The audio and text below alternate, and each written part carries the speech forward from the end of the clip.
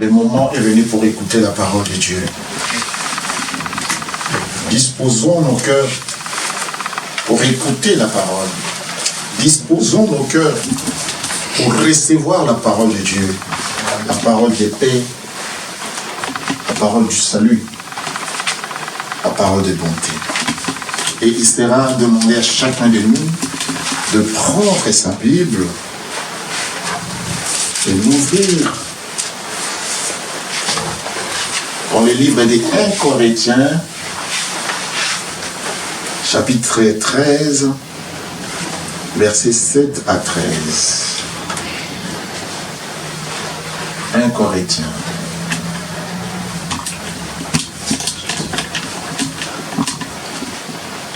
Chapitre 13, verset 1 à 13. Verset 7 plutôt à 13. Quelqu'un l'a-t-il trouvé?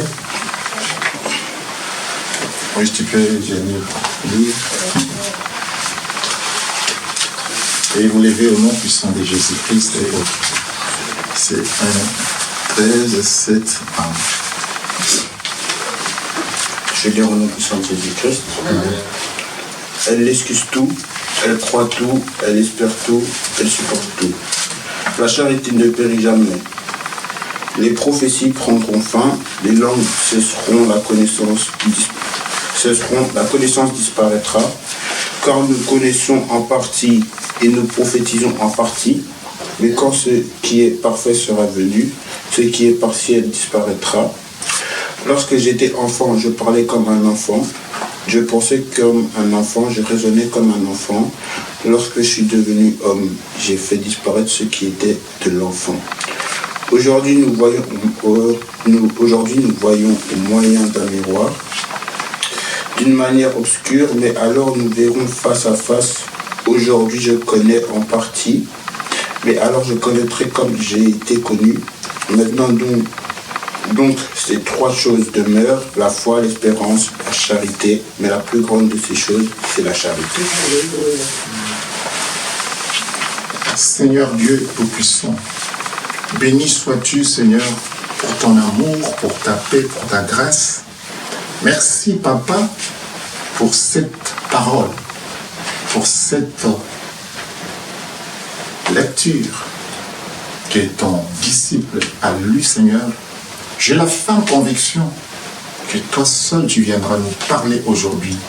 Bénis cette maison, bénis tous les oreilles, Seigneur Jésus-Christ. Bénis ceux dont qui vont suivre cette parole. Et je me remets entre tes saintes mains, afin que tout ce qui va sortir de ma bouche ne vienne pas de moi, mais vienne directement de toi, Seigneur. Afin que tu puisses bénir, sanctifier ma langue. Que tu puisses donner, mon Dieu, mon roi, le message important, le message qui va aller droit dans le cœur de tes enfants et qui va toucher, Seigneur Jésus-Christ, leur entendement. Béni sois-tu, Seigneur. J'ai prié au nom puissant de Jésus-Christ et nous disons Amen, Amen, oh, que la paix et la grâce de Dieu habitent parmi nous. Joseph, maintenant tu prépares l'évangile selon Marc, chapitre 5, versets 39 à 43. Tu vas lire ça après. Asseyez-vous à la présence de Dieu. Aujourd'hui, le Seigneur est venu dans sa parole. Et ici, on parle de la charité. Et les thèmes que le Seigneur a mis dans mon cœur, dans mes pensées, c'est Jésus voit plus loin que les hommes. Je dis encore, Jésus voit plus loin que les hommes. C'est pourquoi j'appuie cela. Et le Seigneur Jésus-Christ en Esprit Saint appuie cela dans les livres des 1 Corinthiens, chapitre 13, versets 7 à 13. Avant tout, aujourd'hui, en dormant, le Seigneur m'a révélé un rêve, c'est une révélation. Vous savez tout ce qui se passe dans le monde. Et je vis comme si j'étais dans une avenue, bien une chaussée de Bruxelles ici. Et ça correspondait à une avenue que je connais de Bruxelles et ça aussi à une avenue de Paris. Mais il y avait un véhicule désinfecté. À Kinshasa, on appelait ça à Lingala El Pompa. Donc ça fait sortir des fumées. Ces fumées-là on met des produits comme des insecticides pour détruire les moustiques et on lançait ces fumées-là, ces véhicules-là à 18h ou 19h de Kinshasa. Ça donnait il y avait une grande fumée, donc ça désinfectait et ça tuait, je peux dire, les moustiques. Et ici, le Seigneur m'a montré ces véhicules qui désinfectaient, mais la fumée était noire.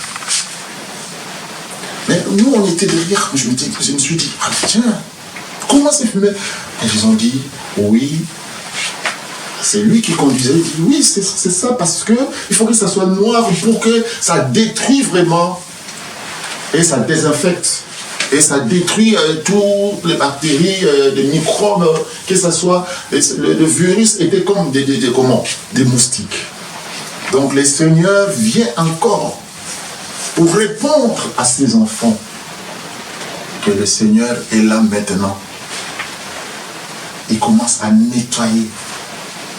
Mais ceux qui, avant de nettoyer, comme la fumée était noire, le Seigneur a trouvé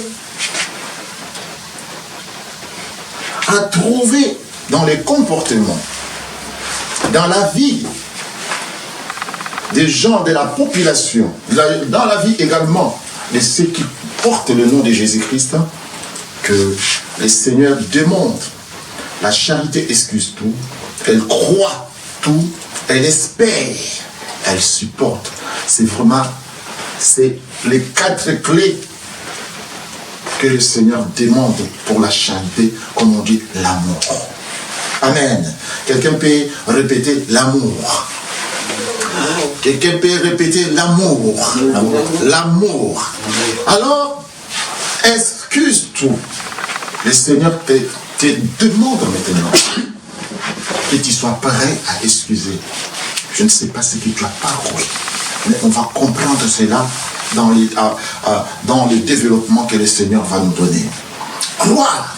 On croit à qui? On croit tout d'abord à notre Seigneur. Car Seigneur, l'Éternel, c'est lui le Créateur. Quand il dit quelque chose, si tu crois à son existence, tu crois que c'est lui qui est mort pour toi et ressuscité, et il vit, il est capable.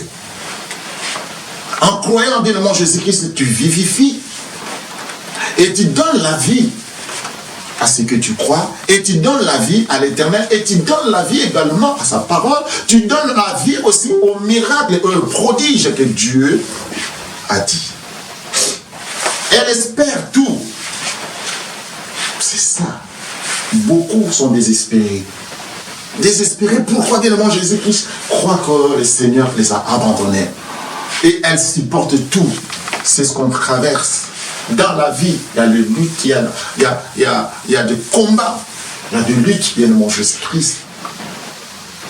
Mais quand tu supportes, tu appelles la puissance de Dieu, parce que la Bible déclare à moi la vengeance, à moi la rétribution. La charité ne périt jamais. Elle ne périt jamais.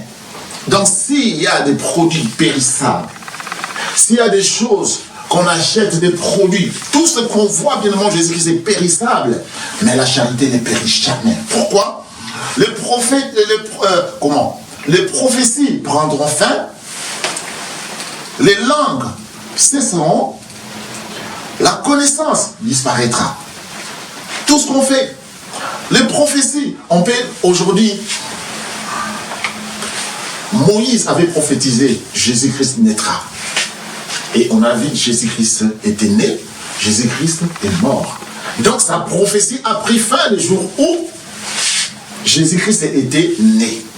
Parce que tout était accompli. Alors, comme ça a pris fin de mort Jésus-Christ, donc la prophétie est partielle. Les langues cesseront. Donc les langues, on peut aujourd'hui parler les langues, des nouvelles langues, comme beaucoup en parlent, évidemment Jésus-Christ, mais ça cessera. Et la connaissance disparaîtra. Car nous connaissons en partie, on dit, et nous prophétisons en partie. Mais quand ce qui est parfait sera venu, ce qui est parfait et partiel plutôt disparaîtra. Lorsque j'étais enfant, je parlais comme un enfant. Je pensais comme un enfant. J'ai raisonné comme un enfant. Lorsque je suis devenu homme, j'ai fait disparaître ce qui était de l'enfant. On va aller petit à petit. Alors, j'ai demandé à Joseph Thomas de lire Marc 5 pour qu'on sache, comme le thème nous dit, Jésus voit plus loin que les hommes. 39 à 43. Il entra et leur dit, pourquoi faites-vous du bruit et pourquoi pleurez-vous? L'enfant n'est pas morte, mais elle dort. Et il se moquait de lui. Alors, ayant fait sortir tout le monde, il prit avec lui le père et la mère de l'enfant et ceux qui l'avaient accompagné. Et il entra là où était l'enfant. Il la saisit par la main et lui dit, Talitha Koumi, ce qui signifie jeune fille, lève-toi, je te le dis. Aussitôt la jeune fille se leva et se mit à marcher, car elle avait 12 ans. Et ils furent dans un grand étonnement. Jésus leur adressa de fortes recommandations pour que personne ne soit caché. Et il dit qu'on donne à manger à la jeune fille. Il dit qu'on donne à manger à la jeune fille. Lorsqu'on voit les thèmes de ces paroles et ce qu'on a lu, si on comprend bien, évidemment Jésus considérera, ah mais tiens, on parle de la charité, mais pourquoi ici on parle de la jeune fille? La jeune fille qui était morte. C'est là. On va comprendre et le Seigneur va nous expliquer pourquoi le Seigneur a pris cette lecture. Pourquoi le Seigneur nous parle de cela? Parce que il y a tas de bruit. Il y a beaucoup de bruit. Les gens s'agitent. Les gens font des bruits. Et le Seigneur est venu maintenant, lui qui voit plus loin que les hommes. Sa vision a perçu quelque chose. C'est pourquoi on se dit ici, pourquoi faites-vous tous ces bruits? Le Seigneur a demandé à poser cette question. Pourquoi? Parce que Jésus se rendait chez Jairus pour secourir sa petite fille proche des morts. Malheureusement, le temps de se rendre chez lui, elle mourut.